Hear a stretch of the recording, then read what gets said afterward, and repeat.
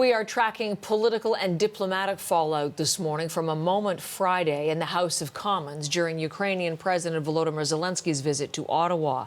The Speaker of the House is this morning apologizing for honoring a Ukrainian man who fought in a Nazi unit during the Second World War.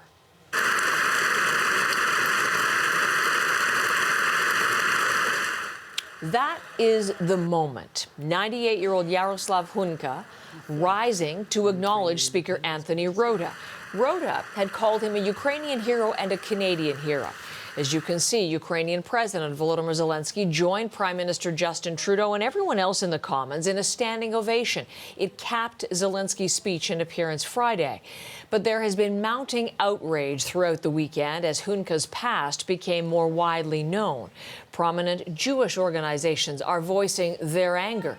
Opposition leaders are demanding answers, and those potentially embarrassing images of Zelenskyy are now part of a story that's gaining worldwide attention. Janice McGregor is in Ottawa looking into the repercussions from this, and the question key to many is who is going to be held accountable. Janice? That's absolutely what we're watching today, Heather. It'll be interesting to see if Anthony Rota himself takes the Speaker's chair, has anything to say about this as the day goes on. Normally, I think we would expect him at least to be there for question period, if not during debate earlier in the day. As Anthony Rota introduced this veteran on Friday, he said he, quote, fought for Ukrainian independence against the Russians. But when you frame it like that, you fail to acknowledge that the unit he volunteered to join, this was not a conscript unit, this was a unit of volunteers, was on the same side as the Nazis as atrocities unfolded in Eastern Europe late in the war. The Speaker has taken responsibility for his presence in that part of the gallery, saying that he had invited him as his guest, and in a statement apologizing for having done that.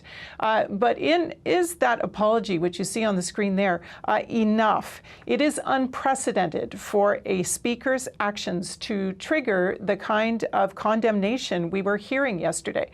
Dominic Arel, who is a historian from the University of Ottawa, he was explaining why honoring a veteran like this should or could have raised red flags. Take a listen.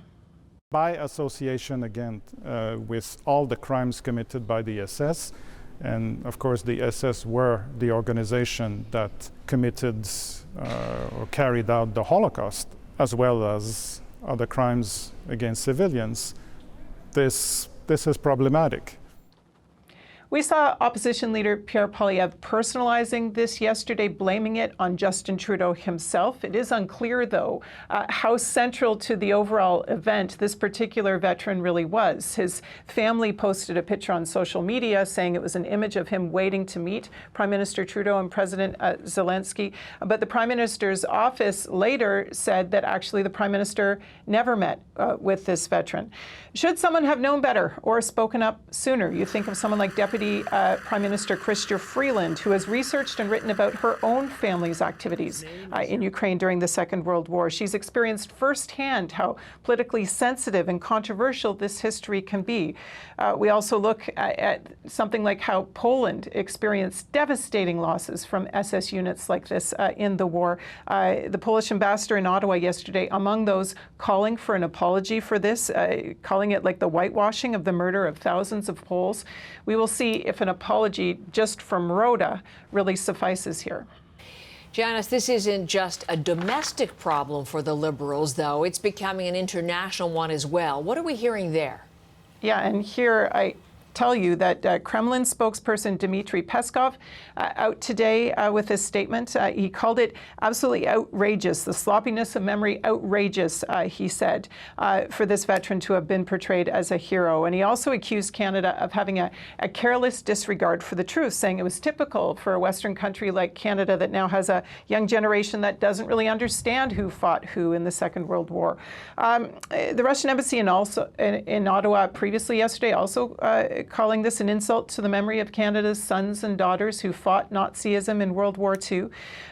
This episode now appears to be giving Russian propagandists a new opening to renew their false claims, that the Ukrainians who are fighting Russia today are themselves Nazis. So not at all turning out how the people who designed this event on Friday probably intended. Zelenskyy himself, talked about genocide in his speech, appearing to want to sort of invoke feelings, comparing sort of the epic struggle of the Allies in the Second World War with the epic struggle of his people today, trying to mobilize support in that vein. Now we are making Second World War comparisons of an entirely different nature. We haven't seen yet any commentary from Zelenskyy or his ambassador in Washington, in Ottawa rather, on this yet, but we'll keep watching for that, as it obviously has taken this an entirely different direction.